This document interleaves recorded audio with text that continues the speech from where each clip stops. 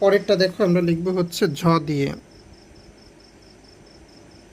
ঝটা ঠিক এইভাবে করে লিখবে। আমরা ঝ দিয়ে লিখতে পারি হচ্ছে ঝড়।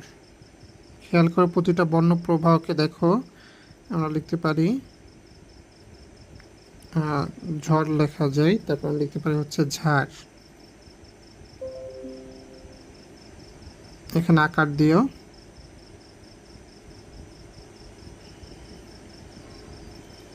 ঝাড় লেখা যায়।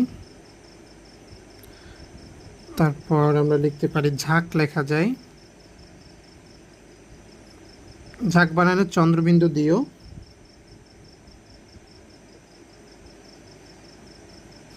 ঝাঁক লিখতে পারি। তারপর ঝাও লেখা যায়।